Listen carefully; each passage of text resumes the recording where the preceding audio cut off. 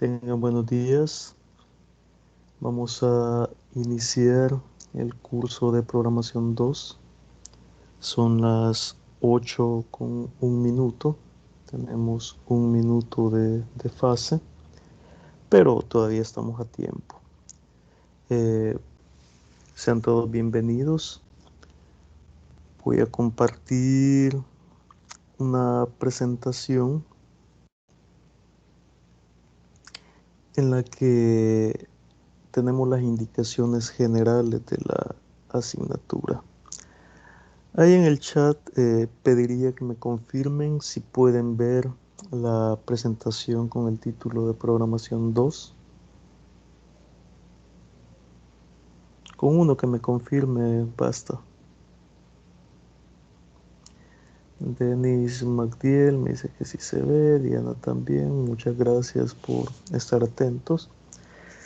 Pues entonces arrancamos. Programación 2. Nuestra asignatura se ubica en el tercer ciclo, en segundo año. El prerequisito es programación 1, la duración del ciclo.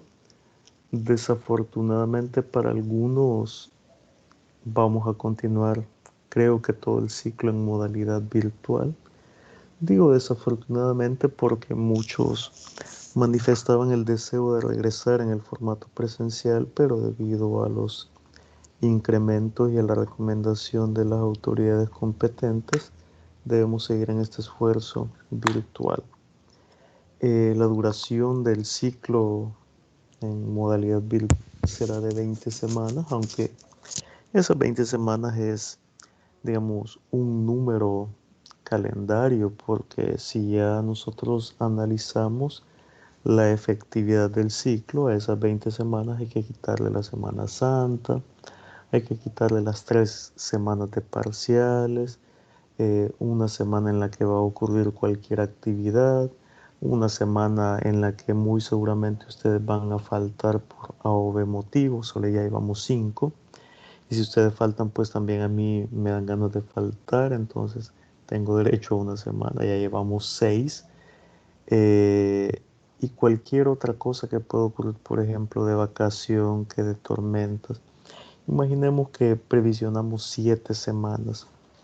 De las 20 semanas quitamos 7, nos vienen quedando cerca de 13 semanas efectivas y haciendo números alegres, ¿verdad? No poniéndonos en un panorama trágico como en el ciclo anterior que tuvimos que desplazar una semana académica. Pero bien, 13 semanas es suficiente, yo creo que sí, sobre todo porque tenemos 4 unidades valorativas para nuestra asignatura.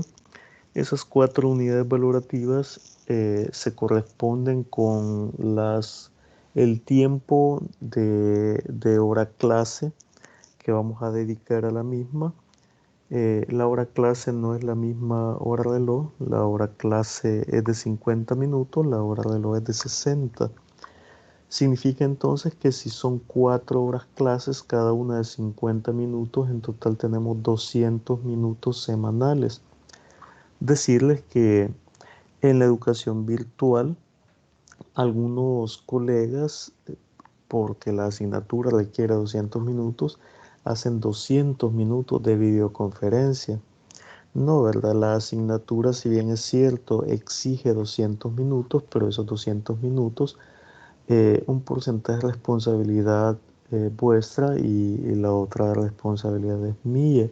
De hecho, ustedes ahí mismo están leyendo que hay un apartado para las horas teóricas semanales y hay un apartado para las horas prácticas. Significa que en esta asignatura un 25% es de abordaje teórico, de revisión del estado del arte y 75% es de ejecución práctica. Esa ejecución práctica no significa que yo voy a dejar ejercicios y los voy a abandonar a su suerte, no, ¿verdad? Para ello, semanalmente vamos a idear una estrategia en la que ustedes puedan practicar todo lo que veamos en clases y que tengan su respectiva retroalimentación.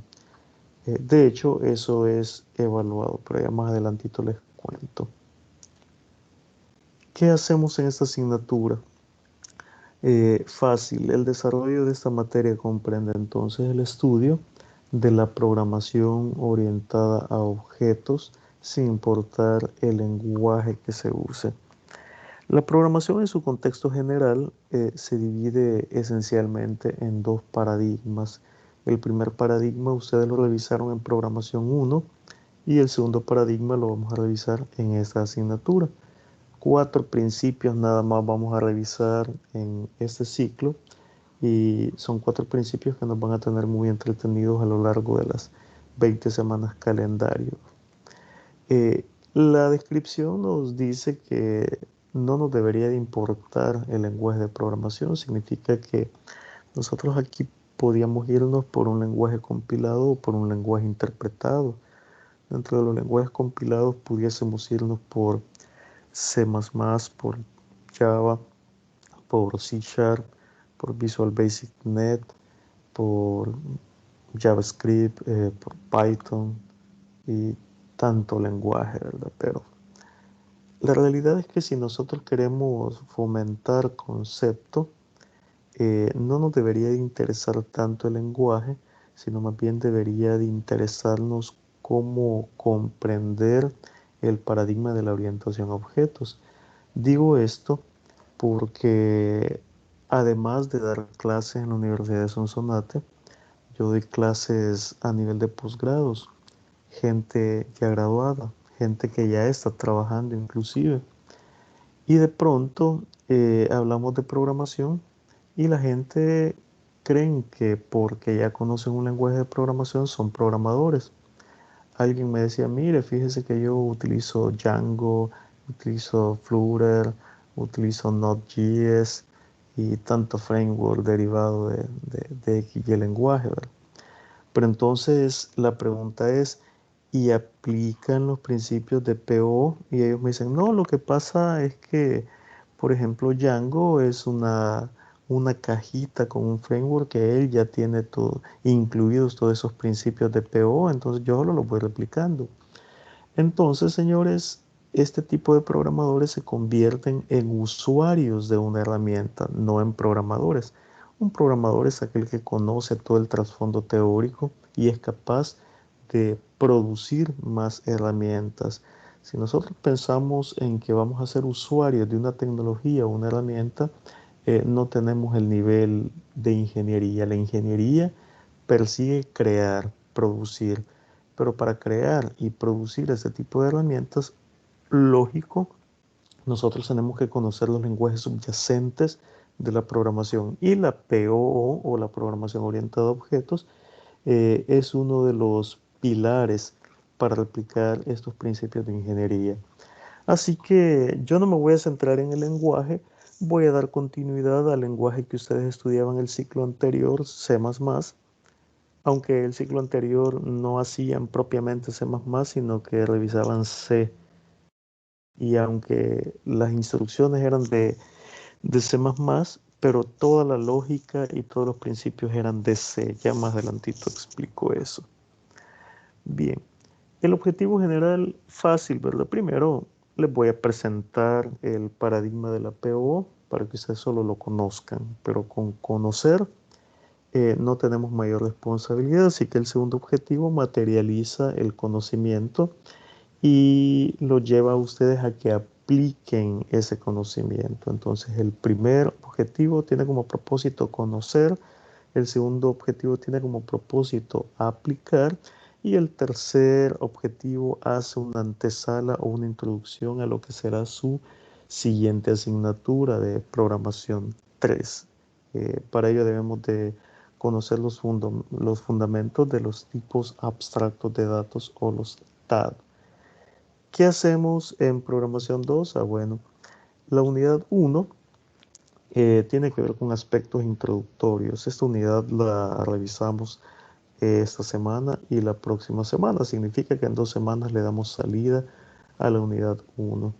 El primer tema es un repaso de programación 1. Hoy haremos ese repaso y Para constatar que hemos hecho ese repaso, les voy a dejar algunos ejercicios de los que ustedes hacían en el ciclo anterior.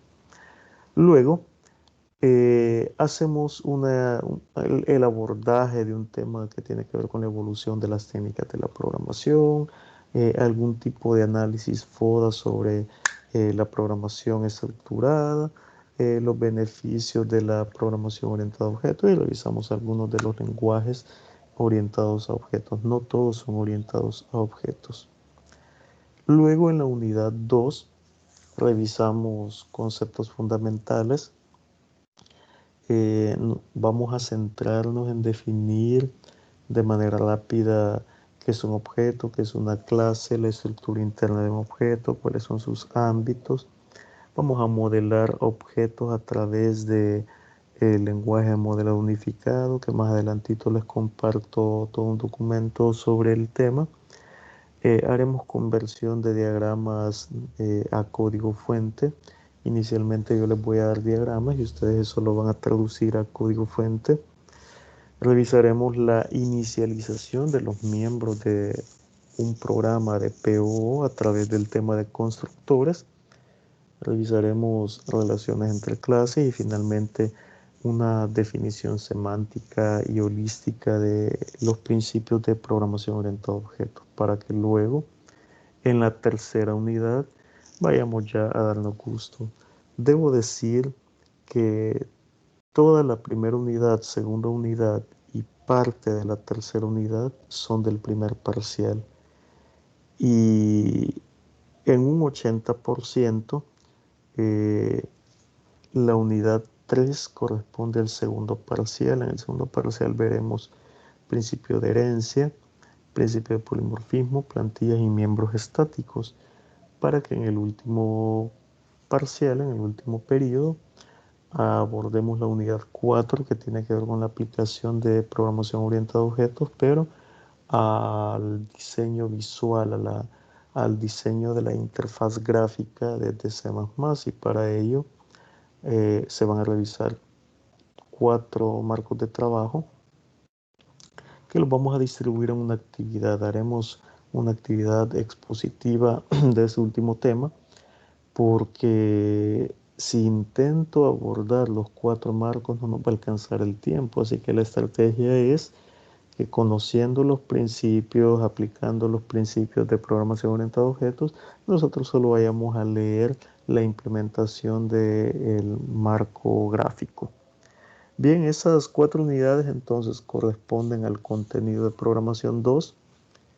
Dentro de la bibliografía, yo sé que a ustedes, debido a la generación a la que pertenecen, leer libros físicos a lo mejor y no es la mejor de las asignaciones, pero en mi caso particular yo prefiero leer un libro físico que un libro digital, pero dado que las autoridades de educación exigen que en las asignaturas de una malla curricular siempre eh, se establezcan puntos de referencia o documentación avalada.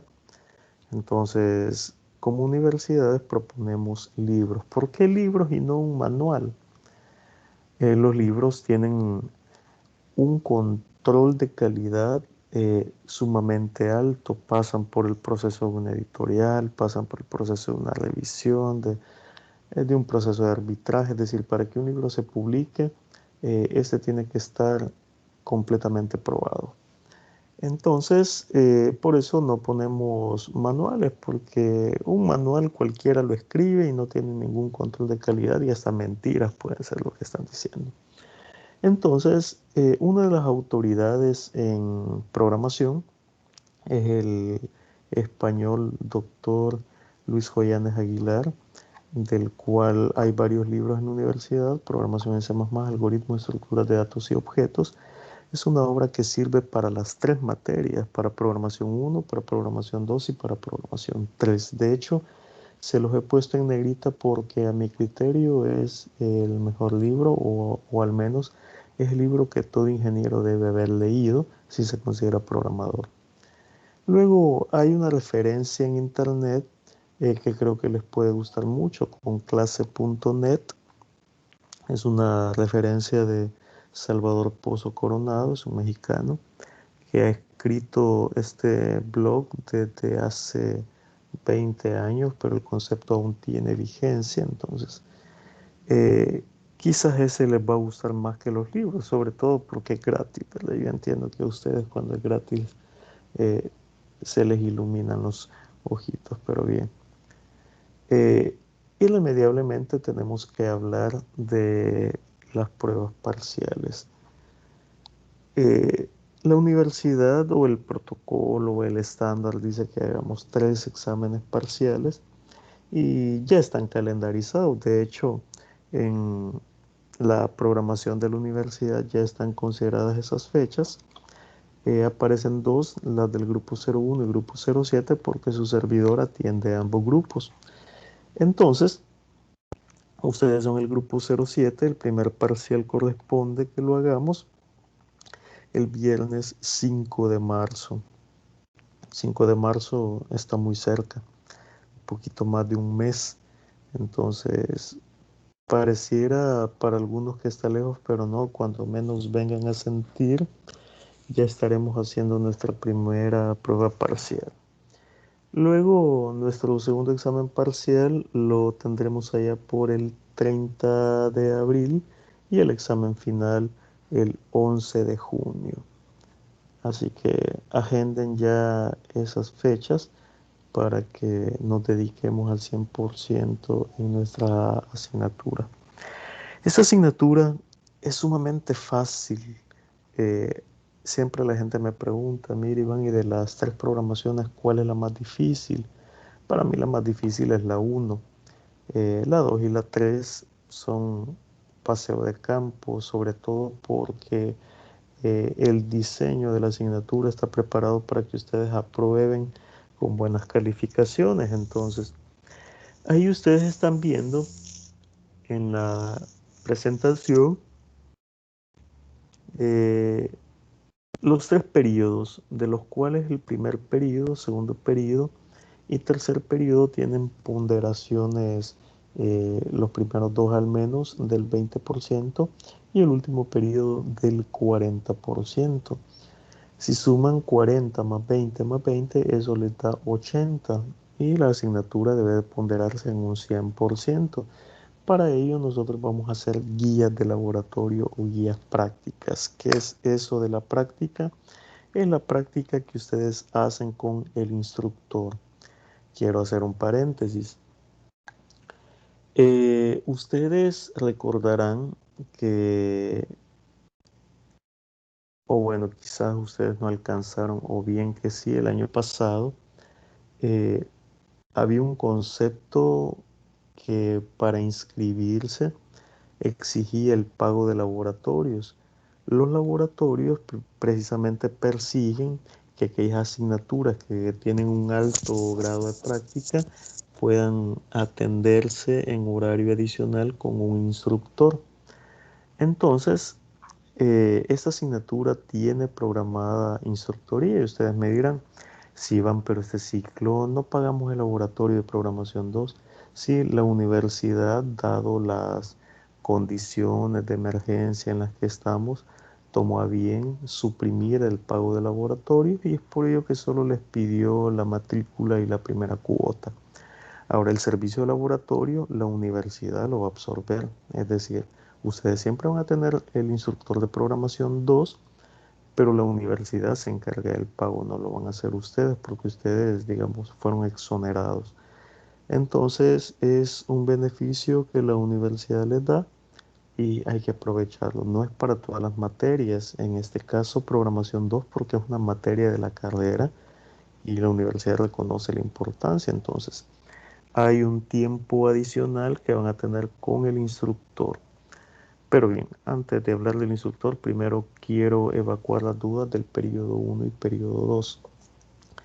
Para el periodo 1 hay un concepto llamado preparcial y hay un concepto llamado examen parcial. El concepto de examen parcial es esa fecha que tenemos ahí, el 5 de marzo. El 5 de marzo ustedes ejecutan una prueba parcial que se pondera en un 15%. Y si a ese 15% le suman el 5% del preparcial, hacen el 20% del primer periodo. Pero esto es en términos sumativos, porque si ustedes quieren decir, vaya el primer periodo, si lo calificamos en un 100%, el primer parcial, ¿cuánto representa? Si ustedes se dan cuenta, aquí estamos hablando de cuartas partes. Una cuarta parte es el preparcial y tres cuartas partes es el examen parcial. Si lo ponemos en términos porcentuales, el preparcial vale el 25% y el examen parcial un 75%. Y lo mismo se aplica para el periodo 2, un preparcial 2 y un examen parcial con las mismas ponderaciones. Las prácticas de laboratorio, debo decirles que son 10 prácticas las que van a hacer con el instructor, prácticas semanales, y de la práctica 1 a la práctica 5 el instructor me prepara una calificación que se pondera en un 10%. De la práctica 6 a la práctica 10 se pondera el otro 10%, sumando un 20% cada una. De manera tal que al sumar estos porcentajes, periodo 1, periodo 2 más las prácticas de laboratorio tienen un 60%. Esa es su nota de presentación. Y el examen final, pues incluye eh, una actividad que haremos expositiva más la prueba parcial final de un 20 cada una.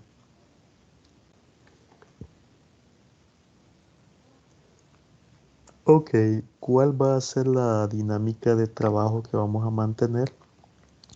Dado lo que les indicaba al principio en la descripción de la asignatura, explicaba que 1 hora es teórica, 3 horas son prácticas, motivo por el cual nosotros haremos semanalmente una sesión sincrónica como la que estamos ejecutando en este momento. La plataforma a utilizar es Microsoft Teams en el horario establecido. Nosotros tenemos programada la clase de 8 a 11:30. Entonces tendremos 1 hora sincrónica este día. Ya llevamos 24 minutos y todavía nos hace falta bastante que discutir. Probablemente me tarde 1 hora 20, 1 hora y media en la sesión sincrónica, pero solo va a ser para esta primera sesión. Las siguientes sesiones sí procuraré que sean de 50 minutos las sesiones sincrónicas o las videoconferencias. Estas videoconferencias se van a grabar y se van a guardar y publicar en el aula virtual. Ya voy a hablar del aula virtual. La sección práctica, ¿cómo la resolvemos? Cuando teníamos la modalidad presencial, igual yo en 1 hora clase desarrollaba toda la parte teórica, desarrollaba ejemplos y luego proponía ejercicios. Tendríamos hasta las 11:30 para resolver los ejercicios y como ese es un tema difícil porque algunos no tienen la misma habilidad para digitar código, entonces tardaban más, pero no había problema, ¿verdad? Hoy nosotros siempre vamos a seguir con esa modalidad. Después de la sesión sincrónica, yo voy a dejar una tarea práctica que teóricamente tendríamos que presentarla a las 11:30 de este día, pero eh, como hay que ir revisando el video y hay que hacer varias cosillas, entonces yo no les voy a dar el resto de la clase de hoy, sino que les voy a dar toda la semana para que puedan desarrollar esos ejercicios. Esto significa que semanalmente nosotros dejaremos tareas. Por cada periodo serán cerca de 6 tareas, una tarea semanal, ¿verdad? Estas se corresponden con la sección práctica. Las tareas se van a promediar en cada periodo para reportar la prueba del preparcial. Entonces, el preparcial al que nos referimos por aquí se corresponde con las tareas. Les voy a dar un ejemplo de cómo esto funciona. Y creo que necesito compartir nuevamente porque solo le di acceso a la diapositiva. Estoy compartiendo nuevamente hoy este libro de Excelito. En este Excel les voy a modelar más o menos cómo es que funciona la evaluación. Habíamos dicho que ahí van a estar sus datos, su número, su nombre y apellido, y luego viene el periodo 1. Para el periodo 1, entonces tenemos el preparcial y tenemos el examen parcial 1. ¿En cuánto se pondrá el preparcial? 5% y el examen parcial en 15%. Vamos a centrar. Listo. Pongámosle números. Imaginemos que el señor Juan Pérez en el preparcial tiene 6 y en el examen parcial tiene 10. Ustedes dirán, ¿y cuál es la nota que se va a reportar? Bueno, hagamos cálculos. Ese 6 hay que sacarle el 5% y hay que sumarle el 15% de la nota del examen parcial que corresponde con el 10%. Y nos da ese resultado, pero ese es el 20% calculado. Entonces, ¿cuál es la nota que se reporta?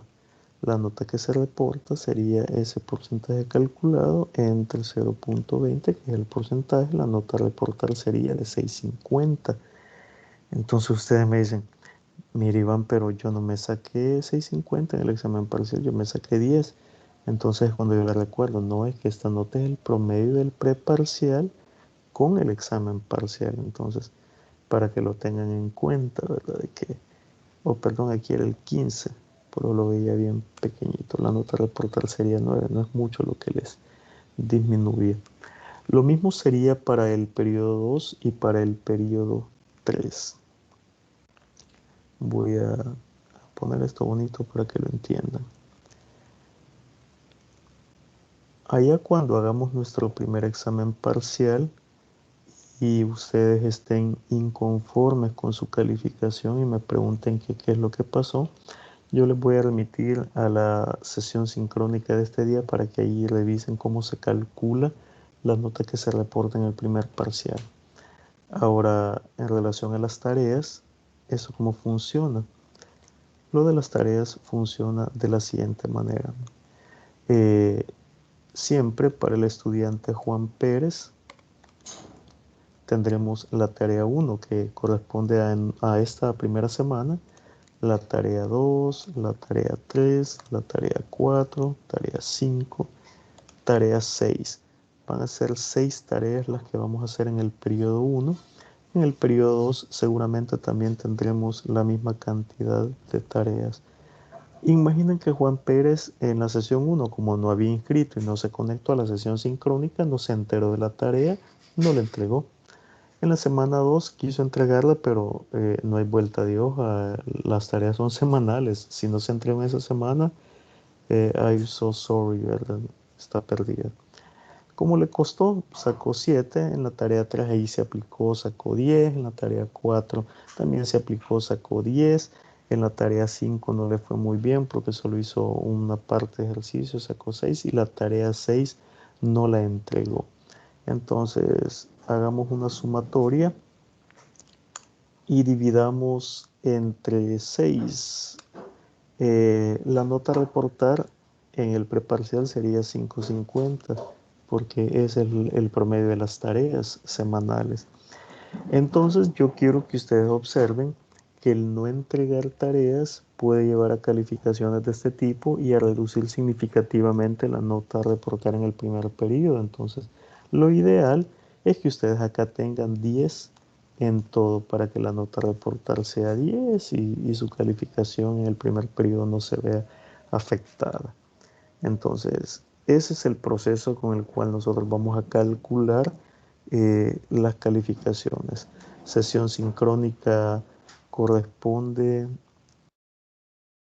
a, a una hora teórica semanal. La práctica se corresponde con el 75%.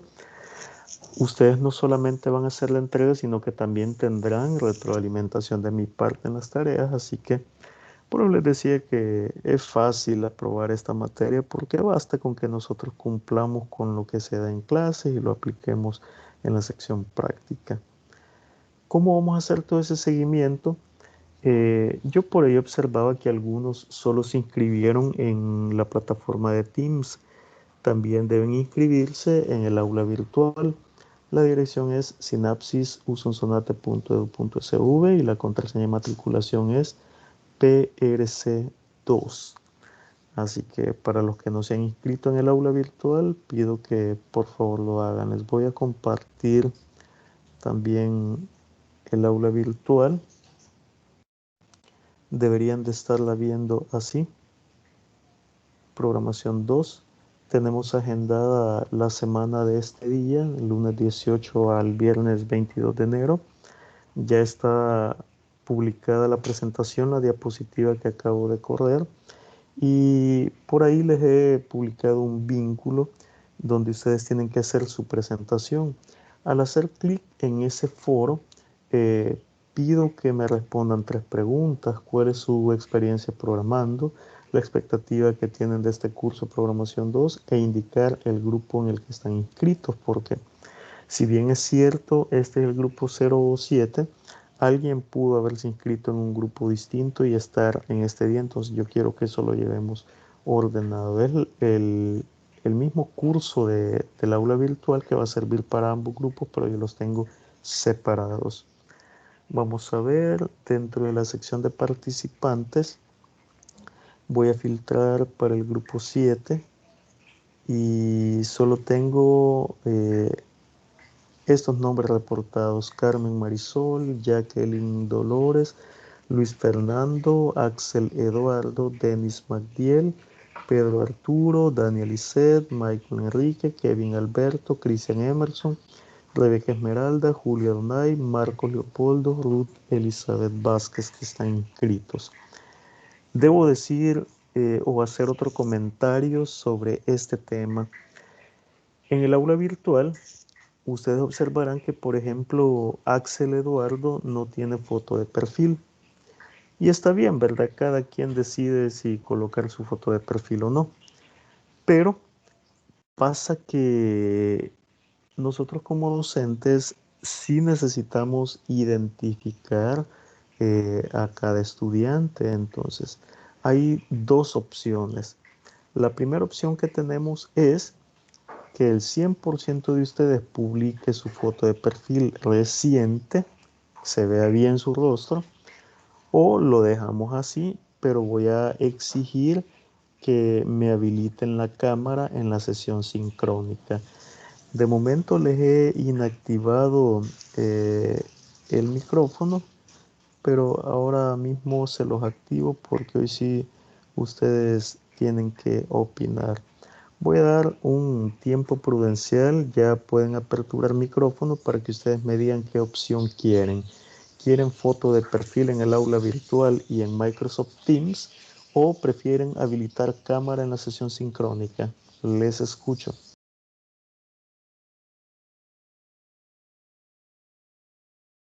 Buenos días, ingeniero. Yo creo que sería mejor, bueno, lo de la foto, ¿verdad? Michael, ¿verdad? Sí, así es.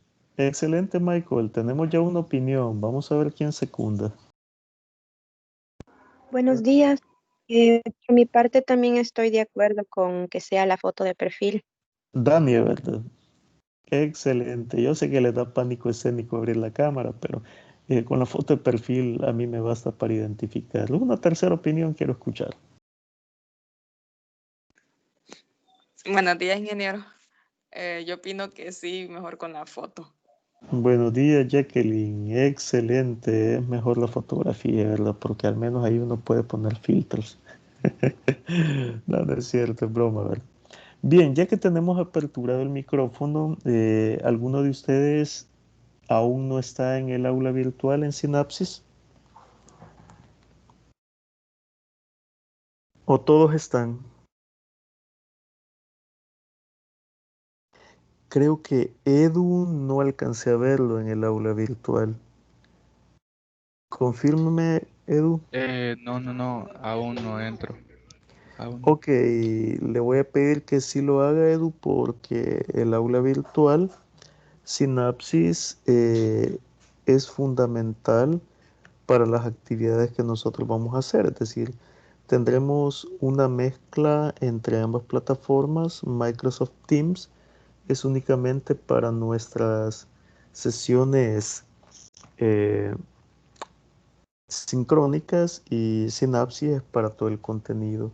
Oscar Stanley me dice que falta que no le agarra la contraseña. Más tardecito, Oscar Stanley, yo le puedo hacer un reset de su contraseña para que la actualice. Oh, perdón.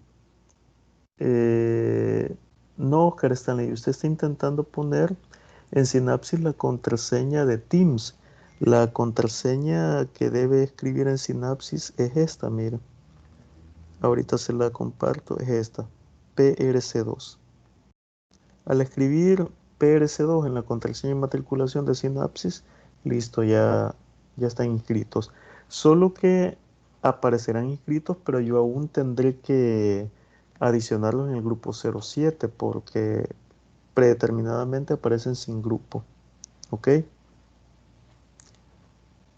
Muy bien. Creo que esas eran las indicaciones iniciales que tenía de la asignatura. Ahora creo que corresponde. Ya hemos explicado que para esta primera semana tienen que completarme lo que dice esa opción de la presentación de ustedes. Hay un foro de consultas, pero si ustedes quieren hacer una consulta general, y ahí está distribuido por semanas todo el contenido con las actividades. Este día eh, iniciamos con aspectos introductorios haciendo un repaso de programación 1. ¿Qué hacemos en este repaso? Bueno, voy a aprovecharme de esta herramienta que se llama Glyphy Diagrams. Es un plugin de Google Chrome, una herramienta desarrollada por Google para graficar, ¿verdad? Es como una especie de pizarra. Quiero hablar de la programación y específicamente del lenguaje C y C++. La programación nació hace mucho tiempo y por lo menos C nació ya por 1967 cuando uno de sus autores, Martin Richards, eh, estaba haciendo la definición lexicográfica de un nuevo lenguaje al que le llamaron B. Luego nació BCPL y luego este fue evolucionando hasta que en el 70 con la autoría de Dennis Ritchie llegó a ser el lenguaje C, pero desde ahí trae sus orígenes. Luego C++ nace en 1985 y nace con la incursión de Jan Stroptop, es un profesional que trabajaba en laboratorios Bell. Él tomó toda la sintaxis del lenguaje C y incorporó una nueva definición, un nuevo subconjunto, un nuevo paradigma, que es el que hoy en día le conocemos como programación orientada a objetos. Por eso es que el lenguaje se pone C diagonal C++ porque sus enfoques son distintos, aunque la sintaxis es la misma. Habiendo explicado esto, quiero hablar sobre la programación estructurada, tema que ustedes revisaron en programación 1. Quisiera que me opinaran en relación a los contenidos que ustedes recuerdan de programación 1. Esto es de manera voluntaria. ¿Qué recuerdan de programación 1? ¿Algún tema en particular?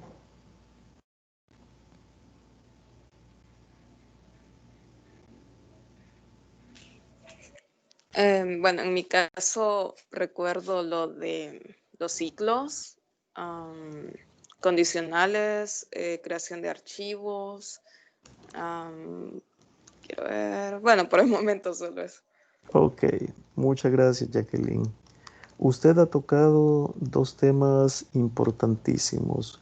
Habló de estructuras de control. Dentro de las estructuras de control están las estructuras de control secuencial, están las estructuras condicionales, que es la que tiene que ver con la instrucción if.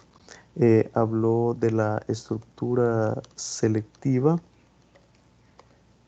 que sintácticamente representa con la instrucción switch y habló de las estructuras iterativas. Dentro de las estructuras iterativas habló de ciclos. Los ciclos pueden ser con límites definidos o pueden ser repeticiones condicionales. ¿Cuáles son las de límites definidos? La estructura for, y la de repeticiones condicionales es la estructura while. Entonces, ahí por lo menos usted ya nos puso todo el primer parcial. La estructura de control es todo el primer parcial de programación 1 y de hecho es la base. Luego comentó el tema del manejo de la entrada y la salida a través de archivos. El tema se conoce así como lo he escrito, manejo de entrada y salida. Y este corresponde al segundo parcial. Hay otros temas que se ven en el segundo parcial y tercer parcial, pero quisiera la participación de otros asistentes. Muchas gracias, Jacqueline, porque su aporte ha sido considerable. ¿Alguien más? Yo recuerdo que también se nos enseñó a la creación de matrices, a manejar funciones y una parte del manejo de archivos. Excelente, usted ha tocado otros dos temas fundamentales del segundo examen parcial. Arreglos. Arreglos y subrutinas. Cuando hablamos de arreglos, podemos hablar de tres tipos de arreglos. Arreglos unidimensionales, arreglos bidimensionales y arreglos tridimensionales. Los unidimensionales son conocidos como vectores. Los bidimensionales son conocidos como matrices. Y los tridimensionales son conocidos como poliedros. Así que los arrays también funcionan para el manejo de cadenas. Así que los ponemos en un solo tema. Y respecto a las subrutinas, tenemos funciones y tenemos procedimientos. Entonces sí, ya conociendo el tema de arreglos, arreglos, subrutinas y archivos, tenemos todo el segundo parcial y una pequeña parte del tercero. Hay otro tema que es de importancia. Muchas gracias, Tania. Me gustaría escuchar la opinión de un caballero. Dos señoritas nos acaban de ilustrar con todo el contenido de programación 1 y los caballeros es importante que también aporten. Ingeniero, yo Adelante. recuerdo el tema de punteros. Ese. Ese es un tema que a mí me fascina, fíjese. Vamos a adicionarlo acá. El tema 5. Punteros. Excelente. Y no esperaba menos de la representación del género masculino porque es un tema de importancia. Ese tema es crucial y acá es donde posiblemente le encontremos mayor sentido al tema de los punteros. ¿Alguien más? ¿Un tema que recuerden?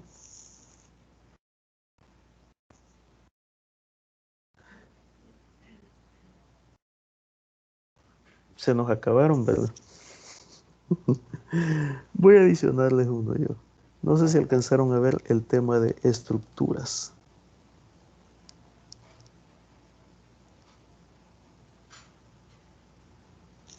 ¿No lo recuerdan?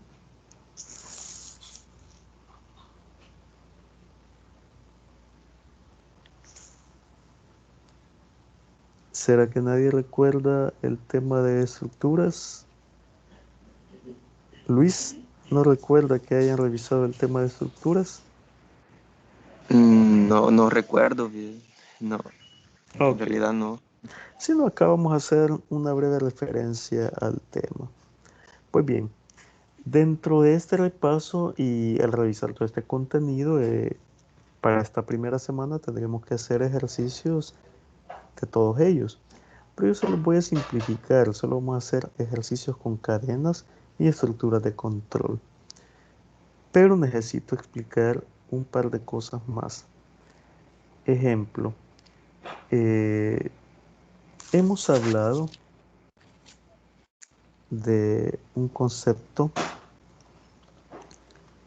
denominado código fuente. Ingeniero, me permite.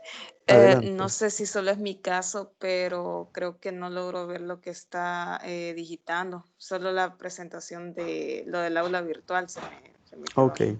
ok. De seguro se frizó porque tengo el puntero sobre la pantalla de la herramienta, pero lo estoy actualizando ahora mismo. Confírmeme, Jacqueline, si lo puede ver.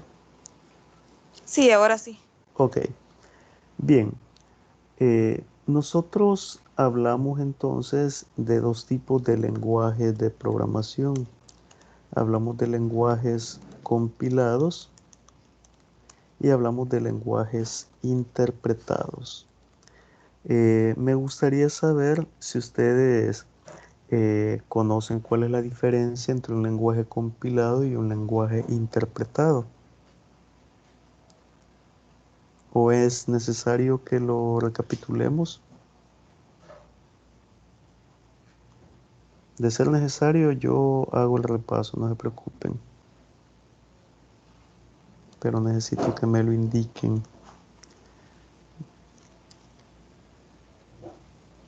Yo recuerdo que en el caso del compilado era como hacer básicamente una traducción del lenguaje de un alto nivel a uno de más bajo nivel. Excelente, su definición técnica es insuperable, Dania. Los lenguajes compilados son aquellos que hacen una traducción de un lenguaje de alto nivel a una representación de más bajo nivel. Excelente. ¿Y los interpretados?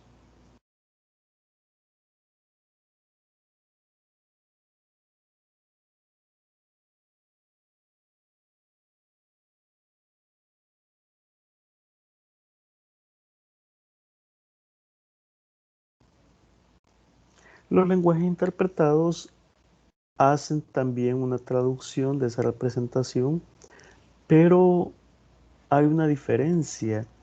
Los compilados generan un archivo físico de resultados para esa representación de bajo nivel, mientras que el interpretado hace la traducción sobre el mismo código fuente. Entonces, me voy a referir a los lenguajes compilados. Un lenguaje compilado necesita un agente llamado compilador. Entonces, el código fuente, que es la representación en alto nivel de nuestro programa, es el código fuente que nosotros como programadores podemos escribir. Pasan al compilador y el compilador hará toda una revisión sintáctica, lexicográfica, semántica y generación de tablas de símbolos de esa representación para generar una representación de bajo nivel conocida como código objeto. Este código objeto, yo como programador no soy capaz de entenderlo, ni de editarlo, ni de modificarlo. Tampoco el sistema operativo.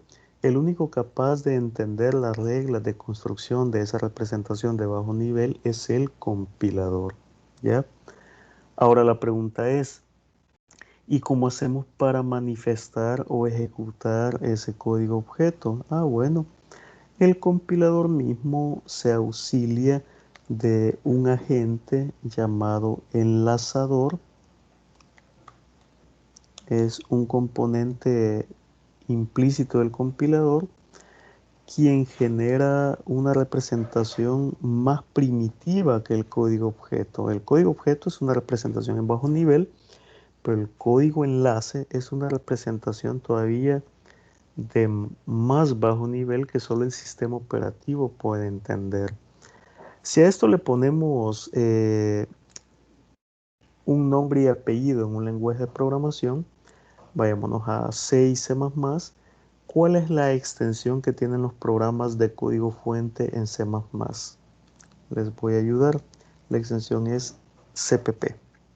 Si fuera un programa de C, entonces la extensión es .c. Y no es que la extensión propiamente signifique algo, sino que nos sirve a nosotros como programadores para identificarlo. El código objeto tiene extensión .o Y el código enlace aquí sí depende de la plataforma.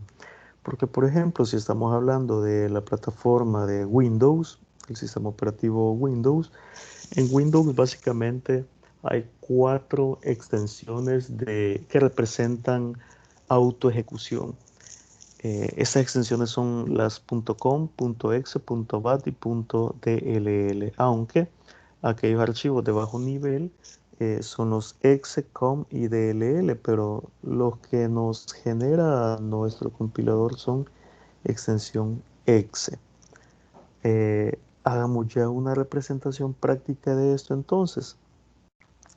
Como yo utilizo un sistema operativo basado en OS X, entonces irremediablemente tengo que utilizar una máquina virtual, tal y como ustedes la están viendo acá. Yo utilizo Windows de manera virtualizada. Entonces tengo una carpeta PRC2 en la unidad C, en el disco local C, y voy a abrir un acceso directo al editor de texto. Ese es un bloc de notas, un editor convencional, pero se presta para que yo escriba programas de C. Entonces voy a escribir la estructura general de un programa de C.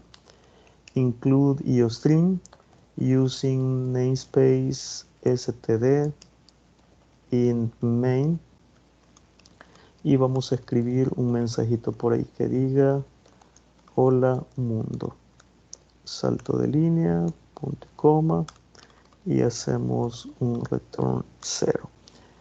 Ustedes recordarán programación 1 que esa era la estructura básica de un programa de C y C++. Como es un archivo de texto, tengo que guardarlo y procurar que la extensión sea cpp. Le voy a llamar ejemplo1.cpp. En la sección del tipo de archivo, de manera automática, el bloc de notas le asigna la extensión txt. Yo voy a seleccionar la opción todos los archivos para que me permita mantener la extensión cpp. Y una vez está guardado, pues ahí vemos nuestro programa en el medio de almacenamiento, nuestro ejemplo 1.cpp. Ahora la pregunta es, ¿qué hago para generar el código objeto? Pues necesito un compilador. ¿Recuerdan ustedes qué compilador era el que usaban en programación 1?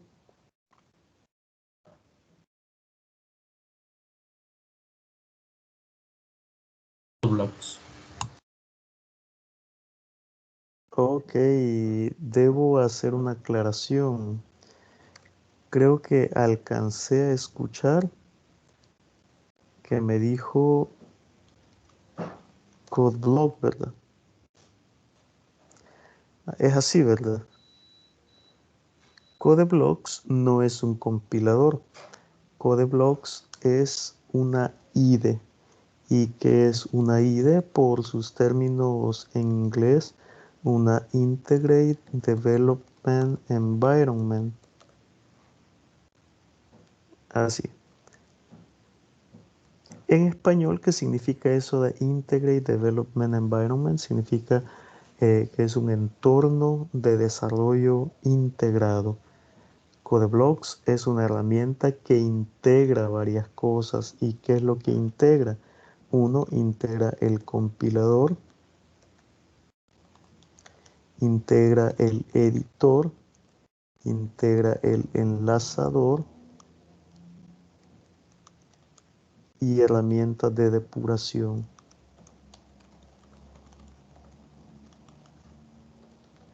Entonces la pregunta que yo estoy haciendo es ¿qué compilador usaron? El compilador que usaron estaba dentro de CodeBlocks, porque CodeBlocks es una herramienta de desarrollo integrada. Entonces, no sé si fueron más allá y revisaron cuál es el compilador que integra CodeBlocks. Bueno, CodeBlocks es capaz de integrar cualquier compilador, pero creo que ustedes usaron uno de manera predeterminada. ¿Logran recordarlo? Yo recuerdo que era un GNU, no me acuerdo. Más o El menos. compilador del GNU, muy bien, Luis. De hecho, ese es uno de los compiladores, lo voy a escribir por acá. El compilador del GNU. Imagino que no recuerdan los demás, ¿verdad? Microsoft tiene su propio compilador. Borland tiene su propio compilador. Tenemos el compilador también de OpenWebCom. Tenemos el compilador LLVM, que es el de OS X.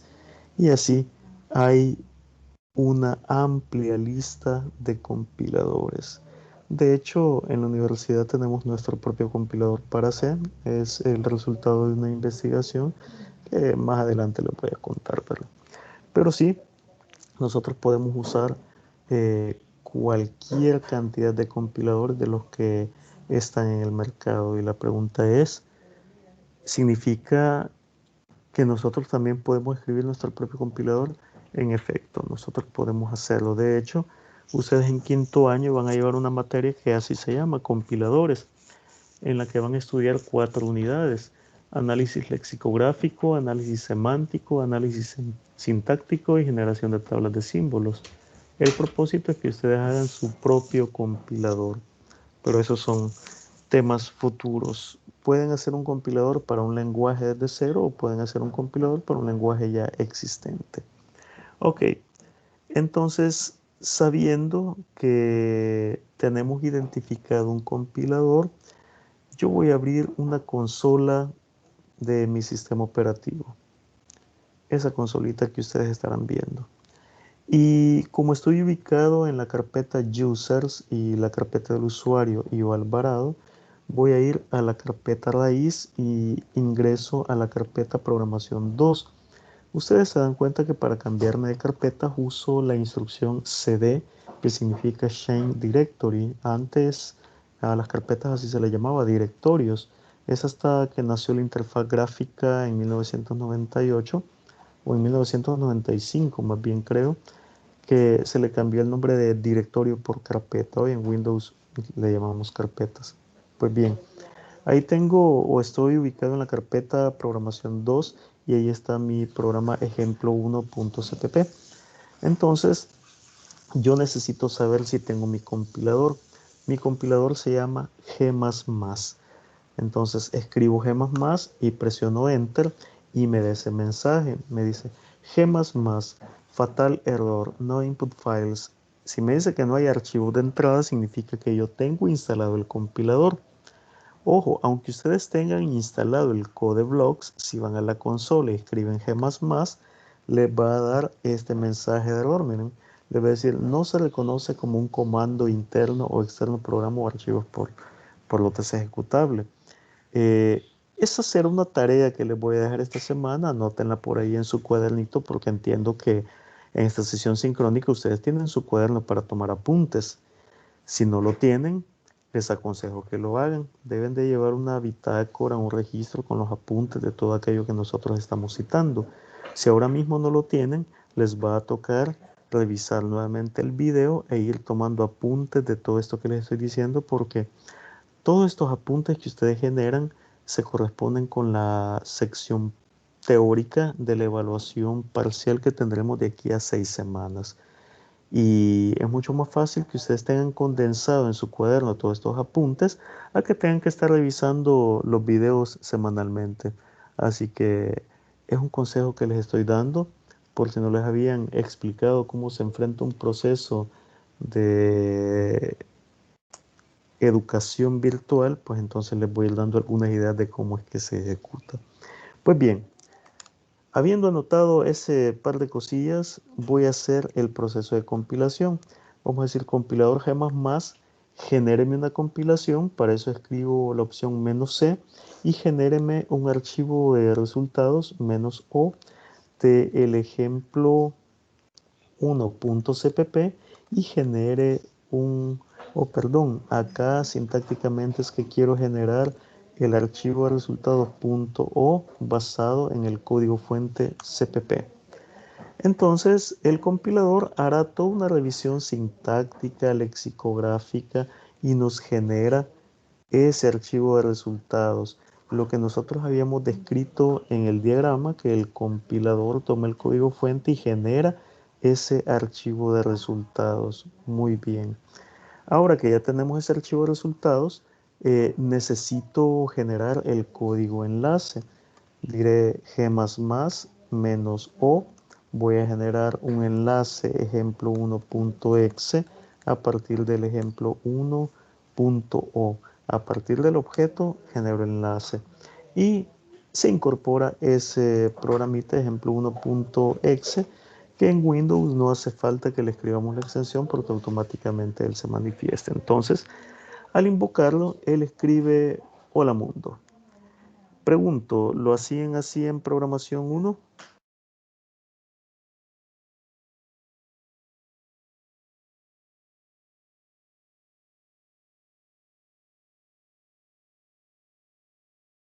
Boys, can you hear me? No, no lo hacíamos así.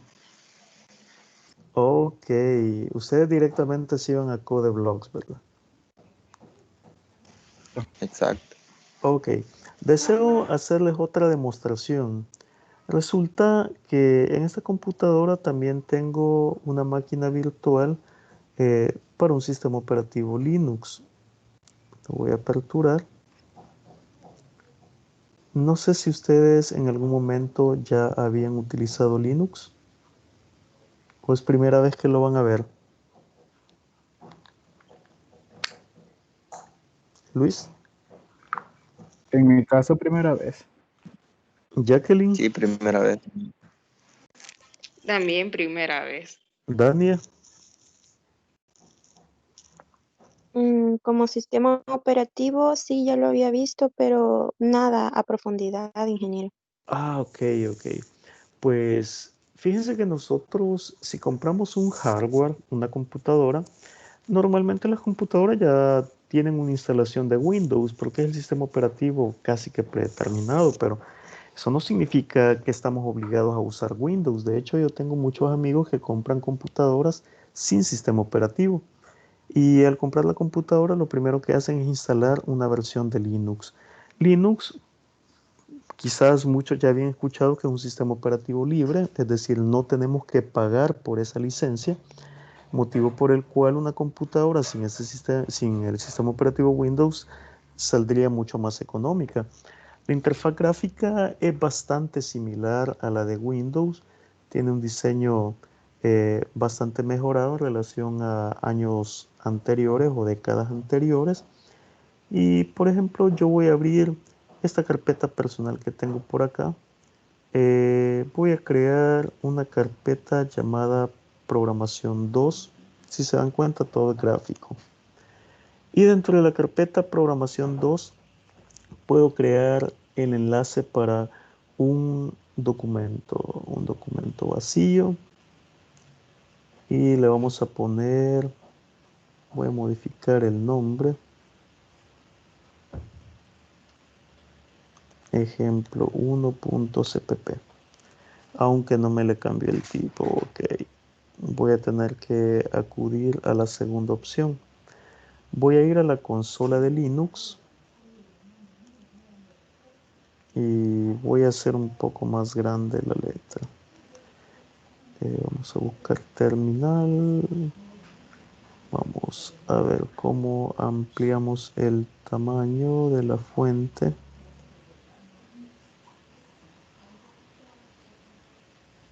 Aquí está control más.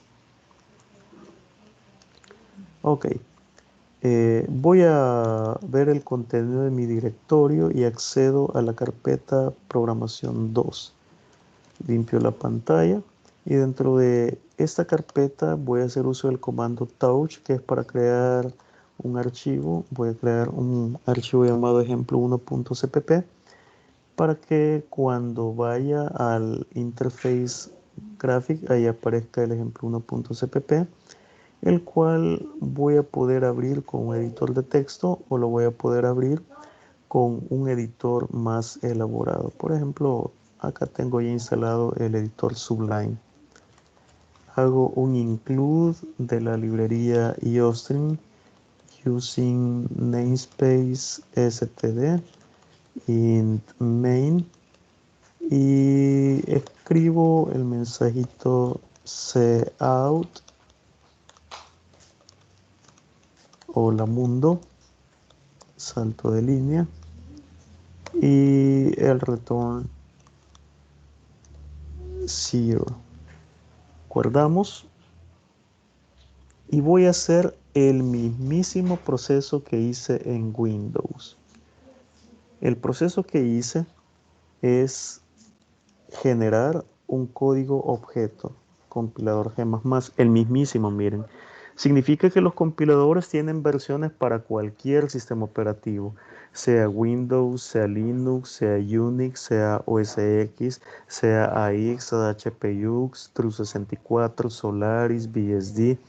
Cualquiera de estos sistemas operativos que nosotros usemos están soportados para los compiladores, principalmente para C++. G++ -C -O, vamos a generar un punto O a partir del ejemplo 1.cpp y hizo la misma operación que en Windows. Nos generó ese archivo objeto. Ahora con el compilador vamos a generar un enlace. La pregunta es, en Windows los enlaces o los autoejecutables tienen extensión exe. En Linux probablemente ustedes no lo sepan. No tienen extensión. En Linux la arquitectura de los archivos binarios es tal que no dependen de la extensión, sino que la estructura subyacente en sus descriptores y cabeceras de manifiesto establecen que ese es un archivo binario. Ok, ¿y de dónde nos vamos a apoyar? Del ejemplo 1.o. Hacemos la operación y ahí está nuestro archivo binario. Como lo ejecutamos con el macro punto diagonal, ejemplo 1, Enter, y nos dice hola mundo. Significa entonces que nosotros podemos programar en C y en C++, ya sea en Windows, Linux, OS X y toda la lista de sistemas operativos que les mencioné hace un momento. ¿Nosotros vamos a hacer programación en Linux? Eventualmente creo que sí. Habrá más de alguna ocasión que voy a pedir que las prácticas las hagamos en Linux de manera tal, no de manera individual, pero sí de manera grupal, ¿verdad? Porque posiblemente ustedes no dispongan de una computadora con las características para virtualizar o no tengan el suficiente storage como para hacerlo particionado, ¿verdad? Más adelantito podemos hablar de este tema de sistemas operativos, pero sí, si ustedes pueden ir particionando en su computadora una distro de Linux, sería genial. Yo les recomiendo esta versión, la de Linux Mint. Lo que por aquí tengo el EULA con el acerca de mi Linux Mint. Tengo que buscarlo, pero bien. Ese es el proceso de compilación que nosotros seguimos. Ahora ustedes me dirán, ¿y así lo vamos a hacer todo este ciclo? No. Yo hoy lo estoy comentando porque estos conceptos son fundamentales. El tema de lenguajes compilados, el tema de lenguajes interpretados, cuál es la descripción o las características para que un lenguaje sea compilado, cuáles son las reglas, quién es CodeBlocks, qué es una herramienta, para que nosotros no nos confundamos. Pues yo fácilmente pudiera decirles, CodeBlocks es un lenguaje de programación, y ustedes me dirán, no, CodeBlocks es una herramienta de desarrollo integrado. ¿Y qué es lo que integra? A todo lo que ya habíamos dicho por acá. ¿Alguna pregunta de lo que hemos visto hasta el momento?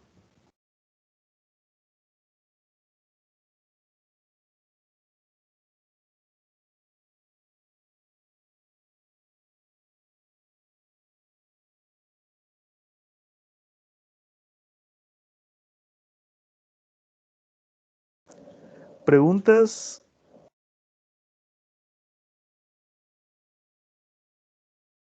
Por el momento, ninguna. All clear. Muy bien. Voy a proyectar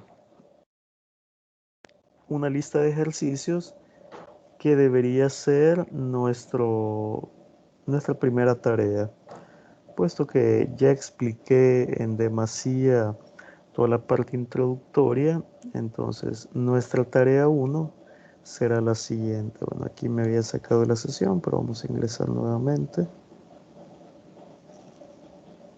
Esa. Ya en breves momentos les aparecerá una lista de ejercicios.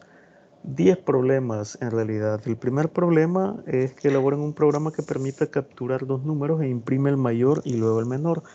estructura condicional, ¿verdad? Luego, un programa que permita capturar un número y determina si es par, siempre estructura condicional. Tercero, un programa que permita capturar un número y determina si es perfecto. Aquí sí ya tenemos estructura for. Fácil también, un programa bien corto. El cuarto, elaborar un programa que permita capturar un número y determina si es primo. Esta es estructura while. Elaborar un programa que permita capturar los números e imprime el producto de ambos. El producto es la multiplicación. Fácil, ¿verdad? Estructura de repetición. ¿Y por qué decimos que es estructura de repetición? Porque ustedes van a tener que implementar el algoritmo de la multiplicación rusa. Así que es una iteración sobre el multiplicando hasta que llegue a 1. Ustedes van a leer el algoritmo en internet. El sexto, elaborar un programa que permita capturar una palabra y determine si es palíndroma. Esta es aplicación de estructura while, aunque también se puede hacer con for, pero recomendaría ciclo while. Y también es una aplicación de cadenas, es decir, vectores. Séptimo, elaborar un programa que permita capturar una palabra y determine cuántas vocales posee. Este sí es ciclo for y vectores. 8. Elaborar un programa que permita capturar una palabra e imprima en orden inverso. Este es ciclo for y vectores. 9. Elaborar un programa que permita capturar un número e imprime el factorial. Este puede hacerse con ciclo while o ciclo for. 10. Elaborar un programa que dado el total de ingreso en dólares y conociendo el total de personas que ingresan a una fiesta, sea capaz de calcular cuántos ingresaron a preferencial que valía 20 y cuántos ingresaron a general que valía 10. Aquí no hay condiciones, no hay ciclos, no hay nada, es estructura secuencial. Así que ahí están los 10 ejercicios. Ustedes me preguntarán en qué los van a hacer. A mí me gustaría que los hicieran con el formato que lo estoy planificando acá, con el compilador. Pero imagino que muchos, por ser primera semana, van a querer seguir la misma lógica de CodeBlocks. Así que está bien, ¿verdad? Pueden usar CodeBlocks. CodeBlocks van a tener que crear un proyecto y en ese proyecto van a almacenar los 10 programas y basta con que la carpeta con los 10 programas me la compriman y eso suban como tarea. Luego tendrán hasta el próximo viernes, hasta las 8 de la mañana, para subir la carpeta con esos ejercicios y al momento de calificar yo les voy a hacer la respectiva retroalimentación. ¿Les parece?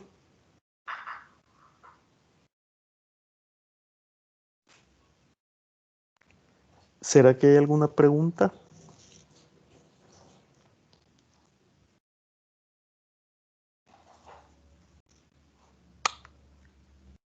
No questions. Ingeniero, usted mencionó que íbamos a investigar algo. Sí, iban a investigar, si no me recuerdo, eso lo dejé en el tintero, por acá en la conversación. Si alguien puede recordarme, si no va a tocar ver el video como para que hagan la investigación. Esa investigación que les he pedido no es para presentarla, sino es más un tema de conversación que vamos a tener la próxima semana. Lo que sí es exigible son estos 10 ejercicios que acabo de proyectar. ¿Ya? Me parece que la investigación iba en esta línea, mire, sobre Windows. Cuando nosotros, pese a que tenemos CodeBlocks instalado, cuando invocan o escriben el compilador G++, les aparece como error. Entonces, ¿cómo configurarlo para que esté disponible en la consola? Creo que por ahí va la investigación. Ahora, si no logran hacerlo, este tema lo vamos a discutir siempre la próxima semana. Yo les voy a explicar cómo se hace. De no haber más preguntas, llevo ya 1:16 en videoconferencia. Les había dicho que esta será la única sesión en la que me voy a prolongar tanto porque había que definir muchas cosas. Así que una vez terminada esta sesión sincrónica, voy a subir el enlace con el video al aula virtual, a Synapsis, para que ustedes puedan revisar nuevamente toda la sesión.